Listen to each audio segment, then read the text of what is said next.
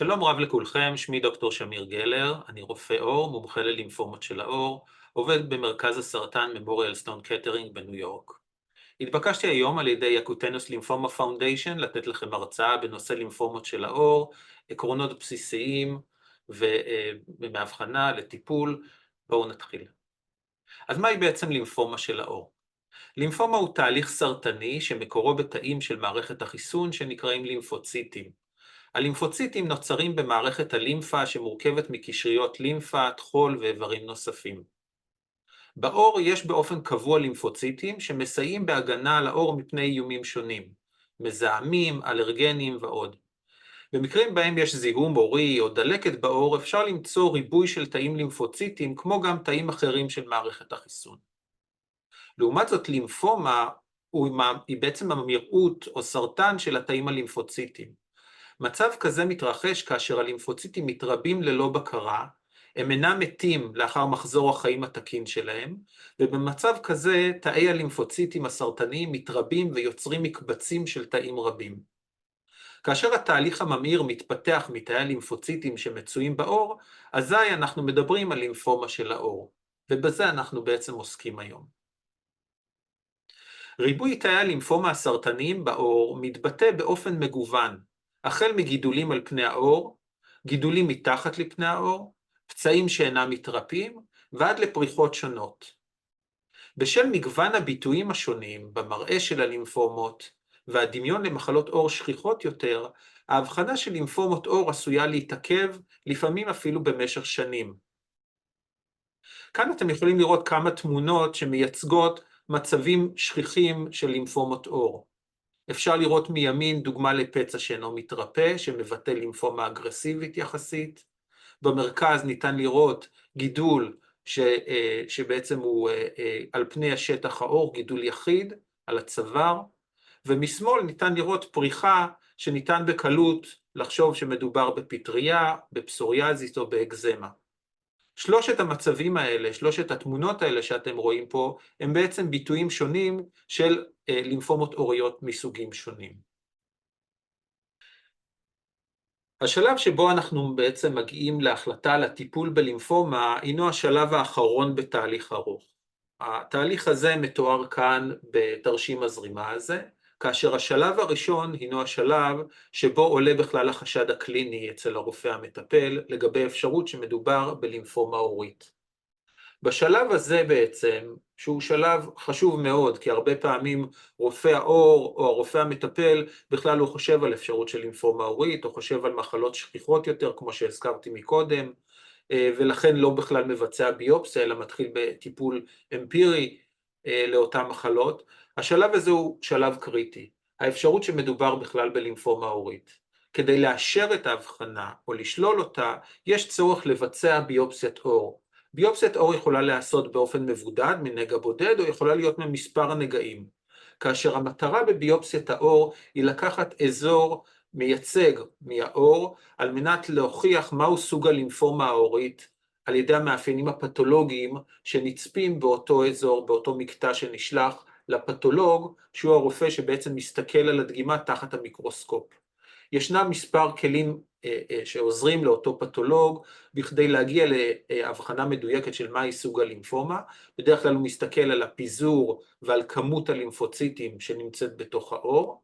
כאמור, בנגעי לימפומה, התאים הלימפוציטים הם נמצאים בכמות מאוד מאוד מרובה ברקמה, ויש להם מאפיינים לא תקינים. את המאפיינים האלה ניתן להדגים בין היתר על ידי ביצוע של צביעות שונות על הפתולוגיה, שמדגימות מהם בעצם המאפיינים האימונולוגיים של אותם לימפוציטים, ולהראות בעצם האם הלימפוציטים האלה הינם לימפוציטים תקינים או לא תקינים, ולכן לקבוע האם מדובר בלימפומה או לא מדובר בתהליך אחר, זיהומי או דלקתי, ובשלב נוסף גם להחליט מהו סוג הלימפומה, ונדבר על מספר סוגי לימפומה שכיחים בהמשך, אבל בעיקר זה ההחלטה אם מדובר בלימפומה של תאי T או לימפומה של תאי B, והסוג הספציפי של אותה לימפומה.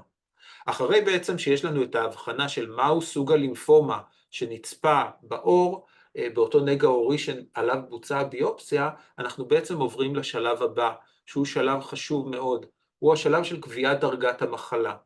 בשלב הזה בעצם מה שאנחנו נדרשים לעשות זה בעצם שני דברים. אחד זה להחליט האם הלימפומה שמודגמת בעור הינה לימפומה עורית ראשונית, כלומר לימפומה שהתחילה בעור ונמצאת בעור, או שמדובר בלימפומה שניונית או לימפומה סיסטמית, כלומר לימפומה שנמצאת באיברים פנימיים, בקשריות הלימפה וזרם הדם, ובאופן משני הגיע לעור. השלב הזה הוא חשוב מאוד מבחינת בחירת הטיפול, ויש לקבוע את השלב הזה כבר בשלבים מוקדמים יחסית של ביצוע הבחנה.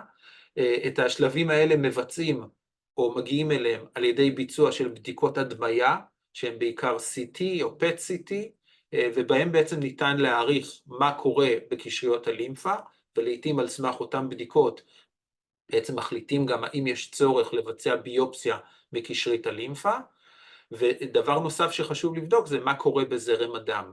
האם יש תאי לימפומה בזרם הדם, והאם תאי הלימפומה שנמצאים בזרם הדם הם אותם התאים שאותם ראינו בביופסיית העור. זה בעצם מאפשר לנו להחליט האם מדובר בלימפומה שהיא לימפומה שמקורה בעור וחדרה פנימה, או לימפומה פנימית של זרם הדם וקשריות הלימפה, שבעצם גולשת ומערבת גם את העור. בעצם התהליך הזה הוא תהליך של קביעת שלב המחלה. כלומר, אם מדובר בלימפומת עור, לימפומה שמקורה בתאי הלימפוציטים שקיימים בעור, נרצה להבין האם ישנה מעורבות של רקמות שונות שאינן בעור, ועד כמה אותן רקמות מעורבות. לפי זה בעצם נקבע סוג הלימפומה ושלב המחלה, שבעצם מוכתב ממנו הטיפול באותה מחלה ובאותו שלב. אז איזה בעצם סוגי לימפומות קיימים? בגדול, אם מחלקים את לימפומות העור הראשוניות לשני סוגים, אנחנו מדברים על סוג אחד שנקרא לימפומת עור ראשונית ממקור תאי T, אוקיי? או קוטנוס T-סל לימפומה, בקצרה קוראים לזה CTCL. זה בעצם הסוג הנפוץ ביותר של לימפומת העור, וניתן לראות פה במספרים, מדובר על בערך 75-80% מהמקרים, מהמטופלים שיש להם לימפומות עור, יהיה מדובר בעצם ב-CTCL, בלימפומת ה-AT. בתוך הקבוצה הזאת יש את הסוג, התת סוג הנפוץ יותר, שהוא בעצם נקרא מיקוזיס פונגוידס, מייקוזיס פונגוידס, או בקצרה הרבה פעמים בעגה הרפואית זה נקרא MF. MF הוא בעצם הסוג השכיח ביותר של CTCL, הוא מתבטא בדרך כלל ככתמים ורודים אדומים שממוקמים בדרך כלל באזור המותניים, הזרועות, האמות הפנימיות, הירכיים הפנימיות והעכוזים. אזורים בדרך כלל אנחנו נוטים לומר, אזורים שבהם אליהם השמש לא מגיעה, אזורים שהם בעצם אינם חשופים לשמש. נגעי המחלה יכולים להופיע באזורים האלה כפריחה כרונית, יכולים גם להתפשט ולערב חלקים נרחבים יותר של העור, אפילו להגיע למצב שבו כל שטח העור מעורב, ויש מצבים, נדבר עליהם עוד מעט, מצבים שבהם גם נגעי הלימפומה יכולים להפוך להיות מעובים יותר, וממש לייצר גידולים על פני העור. אלה מצבים שבהם המחלה כבר מתקדמת יותר על פני העור. הסוג הנוסף, שהוא נדיר יותר, אבל אנחנו רואים אותו גם לא מעט, קיים ב-15-20% מהמטופלים, מדובר בעצם בלימפומות עור ראשוניות ממקור תאי B, או קוטנוס B-סל לימפומה, CBCL. גם פה מדובר בקבוצה של מספר מחלות, לא מדובר במחלה אחת, אלא יש כמה סוגים שונים של לימפומות ראשוניות של תאי B. ההגעה בדיוק מהו תת הסוג נעשית על ידי פתולוגיה, בדיקה פתולוגית של הביופסיה שנעשית, ושאר הבדיקות של זרם הדם ושל בדיקות קשריות הלימפה, ולפי זה אפשר להגיע לתת הסוג שעליו אנחנו מדברים, האם זו לימפומת תאי B, שהיא לימפומה שמערבת את האיברים הפנימיים, או לימפומה ראשונית, ומה בדיוק הסוג המדויק של אותה לימפומה. הלימפומה הזאת מתבטאת על פי רוב כנגע עורי מורם, או מספר מצומצם של גושים, בגוון ורוד, בקוטר של סנטימטרים בודדים, והיא יכולה להופיע בעצם בכל מקום. אבל לרוב אנחנו רואים את הנגעים האלה מופיעים באזור ראש צוואר, או באזור הגב או הגפיים.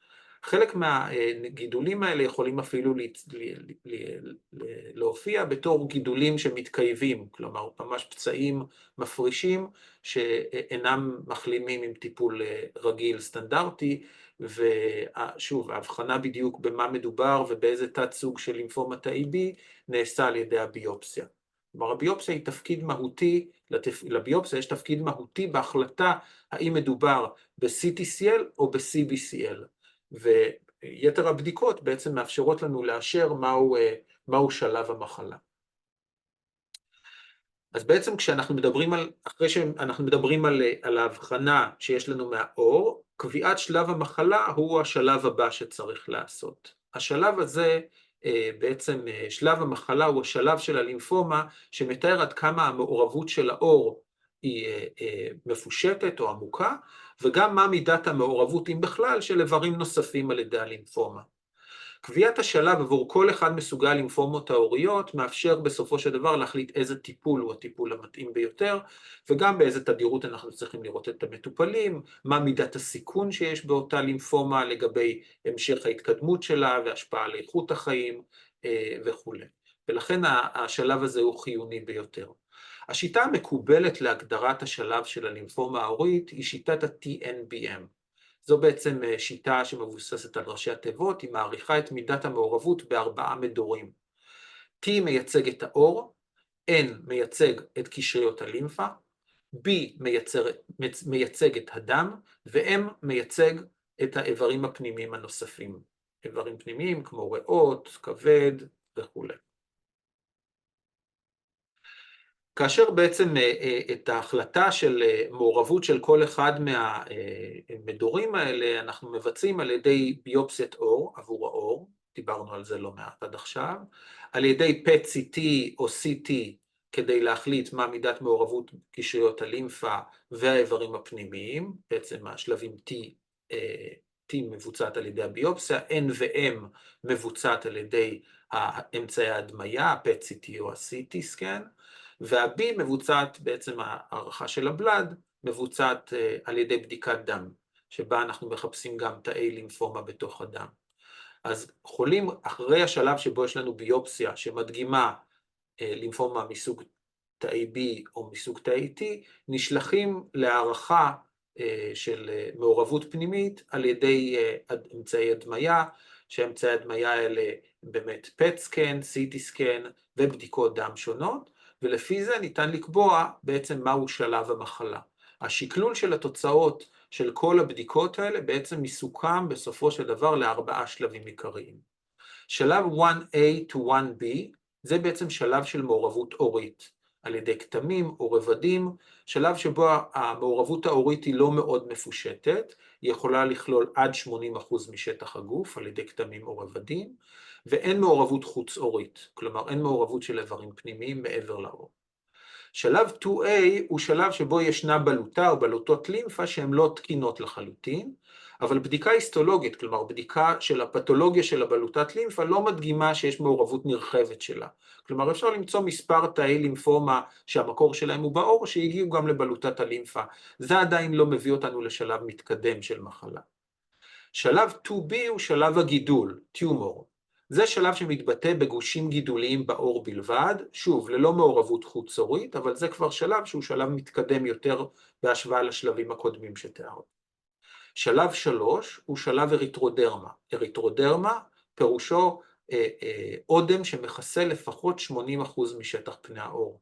כלומר, מדובר על מחלה שבעיקר היא עורית, אין בה מעורבות פנימית, אבל המעורבות של העור היא כמעט מלאה. כלומר, כמעט אין שטח עור, אזור בעור, שאינו מעורב על ידי הלימפומה. והשלב האחרון, שלב 4, הוא השלב המתקדם ביותר, הוא שלב שבו קיימת מעורבות חוץ-עורית. כלומר, יש מעורבות של הדם, נמצא את תאי הלימפומה שמקורם בעור כבר נמצאים גם בזרם הדם בכמות גדולה, הם נמצאים גם בקשריות הלימפה, ואפילו יכולים לערב איברים פנימיים. כאשר אנחנו מדברים על שלבים 1A, 1B ושלב 2A, כלומר שיש מעורבות קשריות לימפה, אבל לא מעורבות נרחבת, אנחנו מדברים על שלב התחלתי, כלומר early stage, שלב מוקדם של המחלה, וזה השלב שבו מרבית המטופלים מתייצגים או מאובחנים, ולרוב המחלה תישאר בשלבים האלה, המחלה לא תתקדם לשלבים המתקדמים יותר. במקרים נדירים יותר, וכשאני אומר מקרים נדירים, אנחנו מדברים על בסביבות ה-20-25% מהמקרים, המחלה באמת תתקדם משלבים מוקדמים, משלבים שמערבים את האור באופן של רבדים וכתמים בלבד, לשלבים מתקדמים, כלומר שלבים שבהם העור מעורב על ידי גושים גידוליים, או שכלל העור מעורב, או שיש כבר מעורבות של קשריות לימפה או של זרם הדם, אז אנחנו מדברים על מחלה מתקדמת. אלה מקרים שבהם המחלה תתקדם, אבל מדובר במיעוט מהמקרים. יש גם מקרים נדירים שמתייצגים ומאובחנים כבר בשלב מתקדם של המחלה, כלומר כבר בשלב גידולי או בשלב אריתרודרמי או בשלב שיש מעורבות פנימית, מבלי שהייתה אצלם או מבלי שהובחנו בשלבים המוקדמים. המצב הזה הוא נדיר ביותר. לרוב ההתקדמות של המחלה היא מאוד מאוד הדרגתית ואיטית לאורך שנים רבות, משלבים מוקדמים, דרך שלבים יותר שבהם העור מעורב יותר ויותר באופן נרחב ועל ידי גושים יותר ויותר רבים, ועד שלב שבו המחלה חודרת לזרם הדם. אז בעצם אחרי שיש לנו את ההבחנה, כלומר ביופסיה הדגימה מהו סוג הלימפומה, BOT, הערכה של השלב המחלה על ידי אמצעי הדמיה ובדיקות דם, הדגימו באיזה שלב של הלימפומה אנחנו נמצאים, והאם המחלה היא מחלה עורית בלבד, או יש מעורבות של בלוטות לימפה, דם, איברים פנימיים, אנחנו בעצם צריכים לבחור את הטיפול. אז באמת שלב המחלה הוא הפרמטר הכי משמעותי לגבי בחירת הטיפול. ברור שמחלה שמערבת את זרם הדם תצריך טיפול שהוא מעבר לטיפול בעור בלבד. כן, משחות בלבד לא יעזרו לנו לשלוט או להפחית את המחלה שמערבת איברים פנימיים, קשריות לימפה ודם. והפוך, אנחנו לא נטפל אם המחלה קיימת בעור בלבד כרבדים מבודדים שטוחים, אנחנו לא נתחיל בטיפולים אגרסיביים, כימותרפיה והשתלות מח עצם וכו', למצב שבו ניתן על ידי טיפולים שמכווני עור לשלוט על המחלה. אז שלב המחלה הוא הפרמטר המרכזי, ולכן חשוב, לפני שמתחילים ומתקדמים מבחינת הטיפול, חשוב לסיים את כל הבירורים הנדרשים כדי להחליט על שלב המחלה. השלב השני, או הפרמטרים הנוספים שאנחנו צריכים לקחת בחשבון, זה כמובן מחלות הרקע של מטופל. הגיל של המטופל, האם המטופל הוא לדוגמה אישה בגילי הריון וגילאים שבהם היא עדיין פוריה, האם מדובר בילד, האם מדובר באדם קשיש שיש לו הרבה מחלות רקע, כל הרקע והתרופות הנוספות שלוקח המטופל, אלרגיות שיש למטופל וכו', צריכות להילקח בחשבון גם כן. תופעות הלוואי של הטיפולים, חלק מהטיפולים הם טיפולים מאוד מאוד בטוחים, חלק מהטיפולים הם טיפולים שיש להם פרופיל מורכב של תופעות לוואי. צריך לקחת את זה בחשבון כשבוחרים מהו הטיפול עבור כל מטופל ומטופל. איכות חיי מטופל. כמובן שלמחלה יש השפעות על איכות החיים של המטופל, הנגעים בעור הרבה פעמים יכולים להיות כואבים, יכולים להיות מגרדים, יש את המראה האסתטי של הנגעים העוריים, כמובן שבמצבים המתקדמים יותר יש השפעות גם על מערכת החיסון של המטופל, ולכן נדרש לשקלל את איכות חיי המטופל בבחירת הטיפול, גם מבחינת המחלה עצמה והצורך בלשלוט עליה בצורה טובה יותר, וגם מבחינת איכות חיי המטופל לאור תופעות הלוואי הצפויות מהטיפולים השונים שעומדים על הפרק. ולבסוף כמובן העדפות המטופל. מטופל יכול להיות שירצה להימנע בכל מחיר מטיפול שהוא טיפול שכרוך בחשיפה לקרינה, או מטופל יכול להיות שירצה להימנע מאוד מטיפולים שהם טיפולים פומיים, ירצה קודם לממש את הטיפולים שהם טיפולים מכווני אור. כל זה כמובן נכנס בחשבון, והשיחה צריכה להתקיים בין המטפל למטופל בבחירת הטיפול המתאים לאור שלב המחלה. כמובן שיש מצבים שבהם שלב המחלה יצריך טיפולים אינטנסיביים וממושכים יותר, אבל כל זה צריך להיעשות בצורה משוקללת ובשיח פתוח בין הגורמים השונים, הרפואיים והמטופל, בני המשפחה שלו וגורמי התמיכה שלו. זה תרשים שהוא תרשים שמתייחס בעיקר ללימפומות של תאי T, ובעצם מציג את קווי הטיפול או קבוצות הטיפול המרכזיות שקיימות לאור שלבי המחלה וההתקדמות שלה בקוטנס T-סל לימפומה, וספציפית יותר מיקוזיס פונגודס MF. בעצם כשאנחנו מדברים על מחלה התחלתית או early stage disease, אנחנו מדברים על שלבי 1A, 1B, שלבים שבהם יש מעורבות של האור. עיקר הטיפול הוא טיפולים מקומיים. טיפולים מקומיים, כלומר טיפולים מכווני אור, אנחנו מדברים על סטרואידים מקומיים, אנחנו מדברים על חרדל חנקני, זהו בעצם טיפול מקומי כימותרפי שבעצם פוגע והורס את תאי הלימפומה בעור.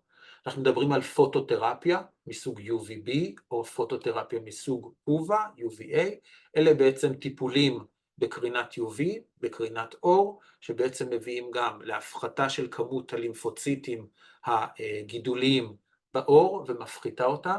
אלה בעצם הקווי טיפול המרכזיים בשלבי מחלה התחלתיים ראשונים.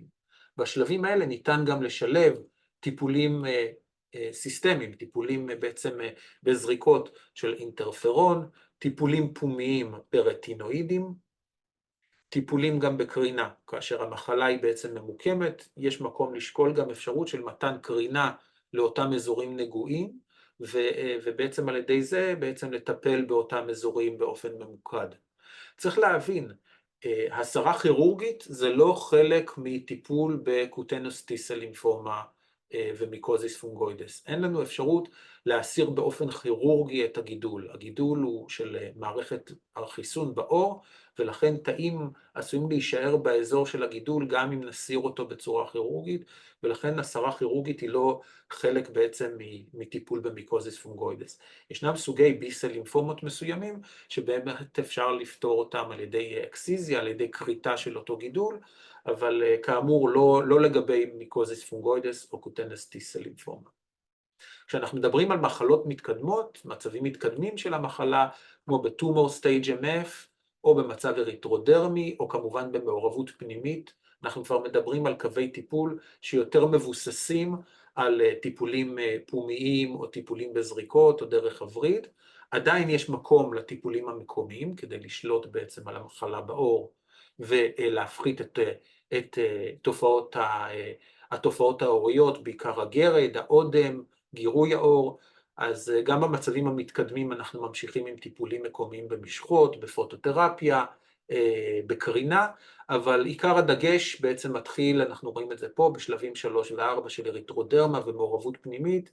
פה אנחנו כבר מדברים על הרבה יותר טיפולים פומיים, נכנסת פה הקבוצה של טיפולים אימונותרפיים, טיפולים בנוגדנים שבעצם פוגעים בתאי הגידול באופן יותר ממוקד, טיפולים שניתנים דרך הווריד או בזריקות.